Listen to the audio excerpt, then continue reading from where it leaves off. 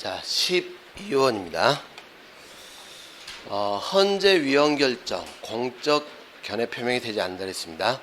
신뢰 원칙이 적용되지 않습니다. 공익을 해야 할 우려가 있는 경우가 아니어야 함. 이 신뢰 원칙이 오히려 이것 때문에 공익을 해야 한다 이렇게 해버리면 신뢰보호 주장을 못 하잖아요. 이게 성립 요건이지만 제3자의 정당한 이익을 해야 할 우려가 있는 경우가 아니어야 함. 이거는 성립 요건 아니다. 이거 틀렸죠? 아까 우리 어떻게 했습니까? 공익 또는 제3자의 이익을 현저해야 할 이렇게 들어갔잖아요. 그죠? 이런 경우를 제외하고 이렇게 해놨으니까. 자, 3번 반복입니다. 조직법상의 권한 이것만 가지고 판단하지는 않습니다. 처분청이 아닌 다른 기관에 의해 행해진 경우에는 신뢰보호의 대상될 수 없다. 경우에 따라서는 될 수도 있어요. 여러분 이 판례 기억나세요? 이 보건복지부 장관이 의료 취약지에 병원 설립 운영하게 되면 지방세 비과세하겠다. 그러니까 형식적으로는 지방세는 장관의 권한이 아니죠. 근데 장관이 그렇게 발표하면 국민들은 믿게 될 것이다 이런 뜻이에요. 그죠? 그래서 다른 기관에 의해서 행해진 경우에도 실질적 신뢰 가능성이 있다면 신뢰보호 대상이 될 수 있습니다. 자, 신뢰 대상인 행정청의 선행 조치는 문서에 의한 형식적 행해야 한다. 틀린 말입니다. 아까 봤죠? 꼭 법적 형식을 갖출 필요는 없다 이렇게 했어요. 그죠? 사안에 따라 구두에 의한 것도 신뢰보호의 대상 될 수도 있습니다. 신뢰보호의 대상인 행정청의 선행 조치에는 적법행위만이 포함되고 이 말부터가 틀렸죠. 위법한 선행 조치라도 이익형량상 법률 적합성과 이익형량으로 풀어가는 거지 꼭 적법할 필요까지는 없어요. 그죠? 법적 행위. 법적 행위만이 포함되며 이것도 사실 틀린 말입니다. 법적 행위가 아니라도 사실 행위도 신뢰보호의 대상이 될 수도 있어요. 꼭 법적인 행위가 되는 건 아닙니다. 행정지도와 같은 것도 포함될 수 있습니다. 우리 행정지도도 넓게 보면 행정작용 아닙니까? 행정작용. 그러니까 행정지도에 대해서 신뢰보호 원칙이 적용되면 나중에 그 행정지도를 위반한 행위들도 위법이 될 수 있습니다. 자, 13번. 어디까지 표명을 했는가를 한번 보시면 돼요. 어디까지냐. 이게 지금 후행조치와 관련해서 여기까지 포함해서 공적견해 표명이 돼야 되는데 개발 사업을 시행하기 전에 이제 문의를 했던 겁니다. 그랬더니 예비심사예요. 민원 예비심사 단계에서 관련 부서 의견으로 저촉사항 없음 이렇게 기재를 했다는 겁니다. 그럼 이 말은 법률에 저촉은 안 된다 이런 뜻이에요. 여기까지예요. 이 법에 저촉되는 건 아니다 이런 말이지 더 나아가서 이게 포함된 게 없죠. 그러니 나중에 개발부담금 부과 안 하겠다 이런 말이 포함이 안 돼 있다 이렇게. 단지 법에 저촉되지 않는다 여기까지만 표명한 겁니다. 그래서 우리 판례가 이 정도 가지고는 뒤에 후행조치에 대한 공적견해 표명으로 보질 않습니다. 자, 2번 이 생산녹지로 논의죠. 답. 여기다가 정교회관 건립을 목적으로 토지거래계약 허가를 받는데 담당 공무원입니다. 자, 뭐가 문제입니까? 논에다가 건물을 지으려면 형질 변경이 수반되잖아요. 그러니까 이 담당 공무원한테 물어봤더니 관련 법규상 토지 형질 변경 허용됩니다. 이렇게 했다는 거예요. 그러니까 이걸 믿고 준비를 다 해놨더니 나중에 단체장이 형질 변경 허가 신청 불허가 있어요. 담당 공무원이 형질 변경 가능하다 이렇게 이야기하면 거의 믿어요, 안 믿어요? 이게 믿게 되겠죠. 형식적으로는 단체장의 권한일지 몰라도 실질적으로 신뢰 가능성이 있기 때문에 이후에 준비 다 해놨는데 형질 변경 불허가 해버리면 토지거래 허가까지 받았는데 이 토지다 건물 못 짓게 돼버린 거 아니에요, 그죠? 신뢰 깨지게 되는 겁니다. 맞는 말입니다. 자, 병무청 담당 부서의 담당 공무원에게 자, 정식 서면 질의 등을 하지 않았어요. 담당 공무원이 정식으로 답변을 했다면 신뢰보호 대상이 될 수도 있어요. 근데 담당 공무원한테 정식으로 질의를 하지 않고 민원팀장에 불과한 공무원, 쉽게 말해서 이 공무원은 단지 그냥 이 앞에서 상담받는 공무원이에요. 상담. 정식으로 업무를 처리하는 공무원이 아닙니다. 민원 봉사 차원에서 상담에 응해서 안내를 했다라는 겁니다. 그러니까 이제 결국 뭡니까? 정식 질의도 아니고 상담만 받은 것 뿐이죠. 상담. 그러면 이게 없다는 거예요. 예, 확정적으로 구체적으로 뒤에 있을 병역 청구와 관련해서 공적 견해 표명 없다. 이렇게. 그러니까 이거 믿어봐야 나중에 신뢰원칙 적용되지 않습니다. 맞는 말입니다. 자, 우리 실권의 법리 할 때 뭘 봤었냐면 권한 행사가 가능한데 장기간 권한을 불행사를 해야 됩니다. 근데 이 어느 정도가 됐을 때 이 권한 불행사에 대해서 이 기간 어느 정도가 돼야 신뢰가 쌓이냐에 대한 법의 규정은 없어요. 근데 우리 판례가 되게 3년 기준으로 한다 그랬죠. 3년. 권한 행사가 가능한데 3년간 행사하지 않았다. 막 이런 경우.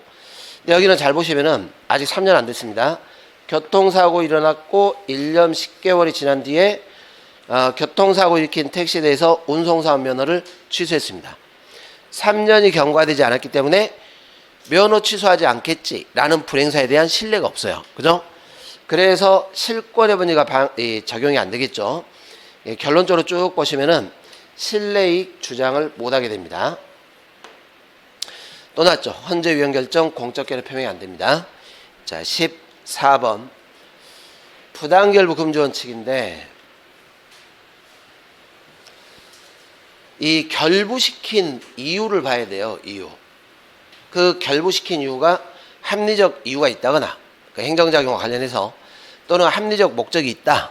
그럴 때는 부당결부가 안 되는 것이고 실질적 관련이 없다. 합리적 이유가 없다. 이럴 때 부당결부가 됩니다. 자, 1번 질문처럼 주택사업계획 승인을 하는데 주택사업과 아무 관련 없는 토지를 기부하라. 이렇게 해버리면 부당결부죠. 관련도 없는 토지인데 기부하라. 이렇게 했으니까 위법입니다.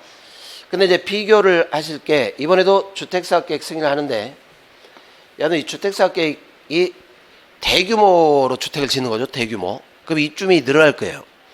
그래서 입주민을 위해서 도로를 확장해라. 그리고 도로는 사인이 소유하면 안 되니까 기부하라. 이렇게 했다는 거예요. 이거는 이유가 있죠. 대규모 입주자들이 들어오게 되면 거기 도로가 협소하니까 도로를 확장해가지고 기부하라.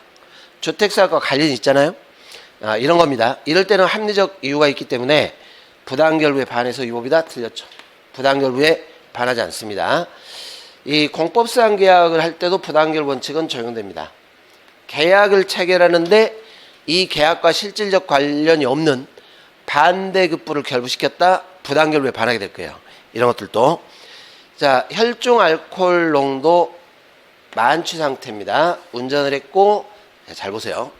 여러분들 원래 여러 개 면허를 갖고 있으면 면허가 하나입니까? 각각의 면허입니까? 각각. 이게 별개입니다.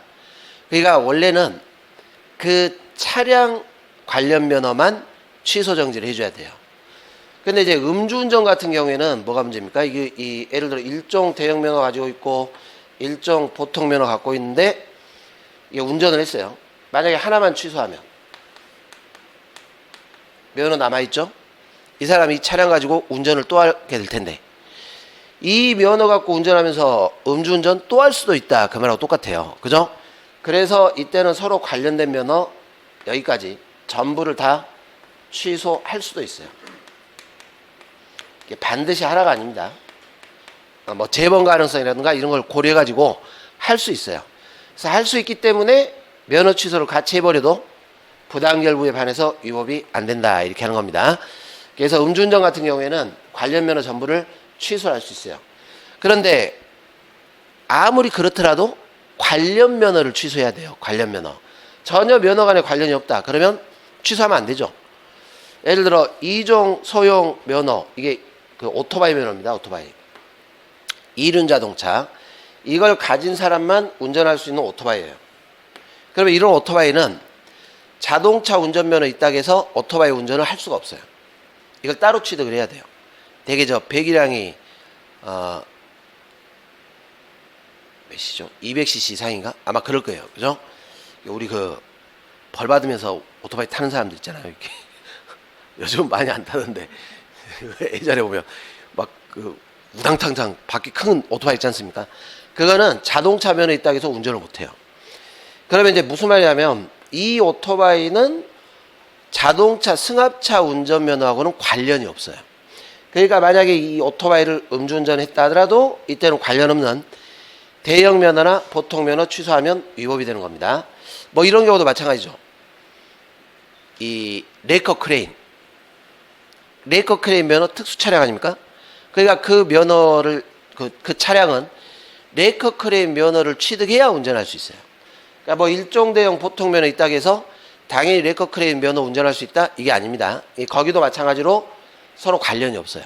레이커 크레인 음주운전하면 레이커 크레인 면허만 취소 정지를 해줘야 됩니다. 이렇게 관련된 면허라면 음주운전일 때 다 취소하겠지만 관련 없는 면허는 취소 정지가 안 된다 이런 뜻입니다. 자, 넘어가십시오. 15번 일반 원칙은 꼼꼼하게 정리를 하셔야 됩니다. 1번 맞겠죠? 행정규칙 내부지침 위반만으로 바로 위법이 되지는 않습니다. 2번 아까 풀었죠?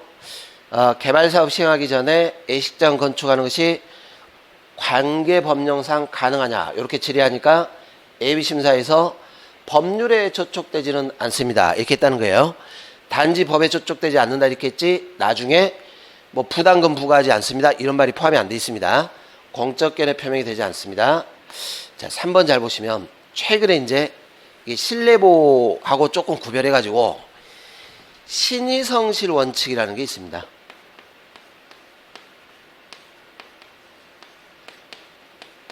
이 판례들이 최근에 다른 행정법 시험 문제에서 꽤 나와요. 그러면 신의성실은 여러분들이 어떻게 판단하시냐면은 신뢰보호 정도까지의 공적 견해 표명은 없더라도 행정청 때문에 뭘 못했는데 나중에 행정청이 왜 못했어요? 막 이런 식으로 이율배반적 행동을 하면 그럴 때 신의성실이 나오는 거예요. 신의에 맞지 않는 행동을 하고 있다. 이렇게. 자, 예를 들어 근로복지공단이 요양 중이라는 걸 승인해 달라. 그럼 요양 중이면 이렇게 뭐 여러 가지 이렇게 재보험금이라든가 혜택을 받지 않습니까? 그죠? 그런데 이걸 승인을 안 했습니다. 요양 불승인.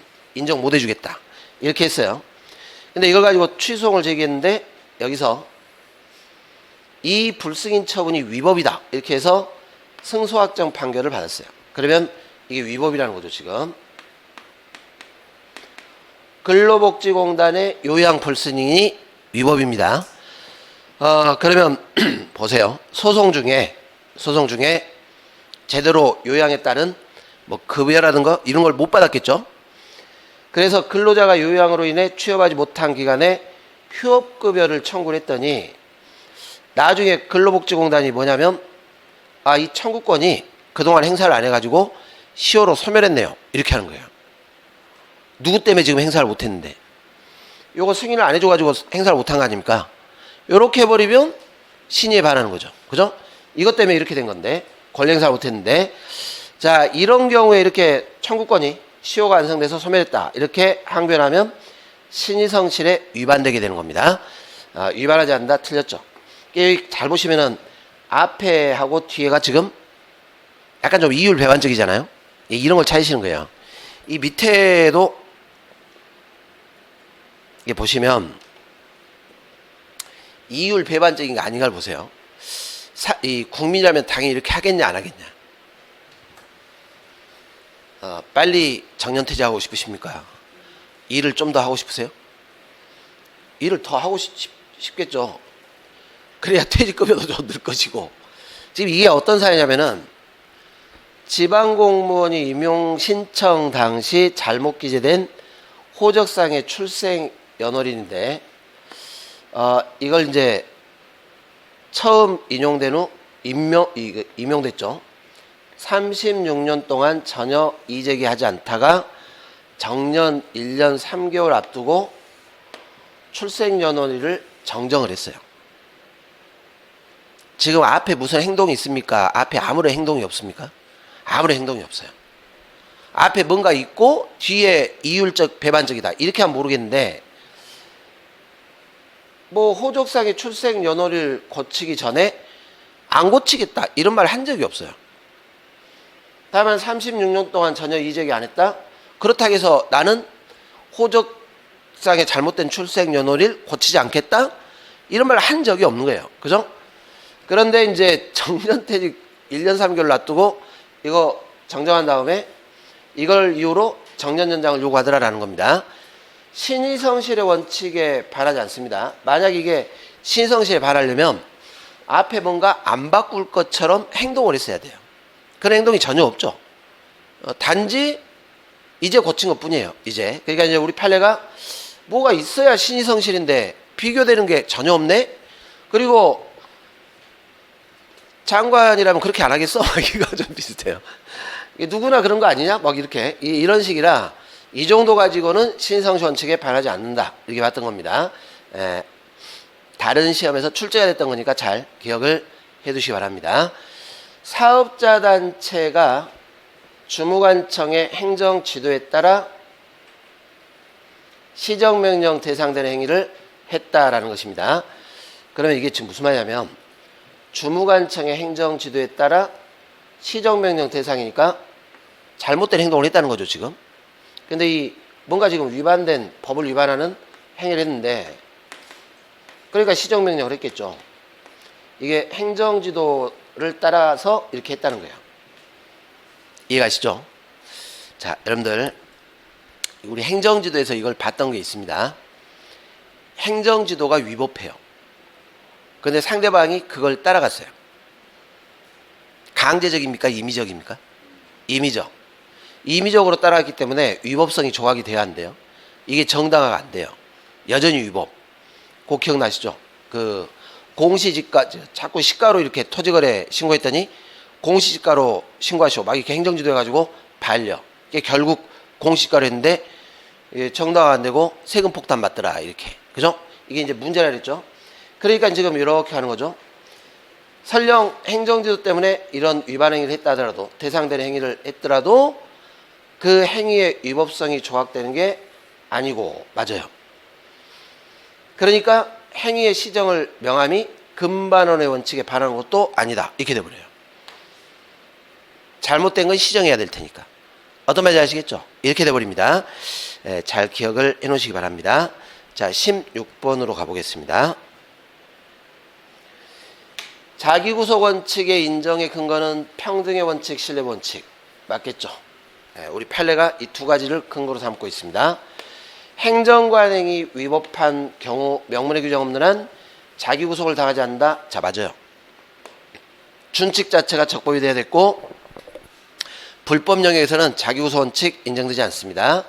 3번 맞겠죠. 헌법상 원칙. 신뢰 원칙에서 법률에 대한 신뢰는 신뢰보호에 대상되지 않는다. 틀린 말입니다. 고민할 필요 없어요. 모든 국가 자격은 일단 대상은 되는 겁니다. 다만 요건을 갖췄냐 이게 문제죠. 신뢰보호 원칙에서 특정 개인에 대한 공적 견해 표명이 있어야 되는 게 아니다. 자, 왜 맞냐면 꼭 특정 개인한테만 해야 됩니까? 불특정 다수에게 할 수도 있습니까? 네, 불특정 다수에게 할 수도 있어요. 그러니까 꼭 특정인에게만 견해 표명 요걸 전제로 까는 건 아닙니다. 그래서 맞는 말입니다. 자, 넘어가십시오. 17번 알아두세요. 자기구속 원칙은 행정기본법에 규정이 없습니다. 부당결부라든가 성실 의무, 신성실, 비례원칙, 평등의 원칙이 규정되어 있습니다. 자, 18번. 자, 1번 중요합니다. 별표를 치시고. 자, 여러분들 이것만으로 신뢰보호에 반한다 이렇게 버리면 안 됩니다. 법이라는 것은 개정될 수밖에 없죠. 시대가 바뀌고 상황이 바뀌면. 자, 국법이 있는데 신법으로 개정을 했어요.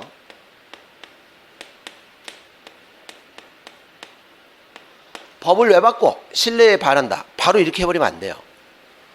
자, 다만 이런 경우는 있죠. 법을 개정하는데 이 국법이 처음부터 뭔가 국민들한테 일정한 방향으로 유도를 하려고 만든 거예요. 그럼 그때는 이제 말이 달라지는 거죠. 야, 법률을 만들면서 이렇게 하라고 해놓고 갑자기 법을 바꿔버리네? 이렇게 가야 돼요. 이렇게. 그래서 법령에 따른 개인행위가 국가에 의해서 일정 방향으로 유인된 경우 이때는 국법의 신뢰가 더 보호될 가능성이 커지는 거예요. 그죠? 보호가치 있는 신뢰가 인정될 수 있다. 맞는 말입니다. 그런데 이게 뭐 일정한 방향으로 유인된 게 아니라 그냥 일반적인 법인데 우리 이제 그걸 누가 연구해가지고 반사적으로 이 법을 이용하면 내가 뭔가 이익을 얻겠네? 이런 기대입 갖고는 안 되는 겁니다. 뭔가 유도를 해야 돼요. 마치 뭐하고 좀 비슷합니까? 공적 견해 표명이 있어야 한다? 이런 거하고 좀 비슷하죠? 단순히 법을 개정했다고 해서 바로 되는 건 아닙니다. 자, 2번 별표를 치시고 재량 준칙 행정규칙이라고 했죠. 공표만으로도 신청인은 보호가치가 있는 신뢰를 갖게 된다. 자, 공표만으로 됩니까? 반복적으로 적용한 관례가 있어야 돼요. 선례가 있어야 돼요. 그죠? 반복적으로 적용한 공포만으로 되는 건 아닙니다. 아주 잘 나옵니다. 자, 이 공적 견해 표명 여부 전적으로 조직상의 권한 문장 틀렸죠? 위법한 처분 수차례 반복돼도 자기 구속 인정 안 됩니다. 자, 여러분들 입법 예고를 했어요. 입법 예고. 아직 확정됐습니까? 준비안입니까? 준비안. 바뀔 수도 있어요, 없어요? 바뀔 수도 있어요. 그죠? 그래서 입법 예고를 통해 법령안의 내용을 국민에게 예고만 했고 아직 확정이 안 됐죠? 이렇게 법령이 확정이 안 돼버리면 신뢰의 대상되는 법이 없죠, 지금. 그죠? 그래서 신뢰보호를 주장이 안 됩니다. 국가가 이해관계자들에게 법령안에 관련된 사항을 약속했다고 볼 수 있다? 틀렸죠. 이것만으로는 공적 견해 표명이 되지가 않습니다.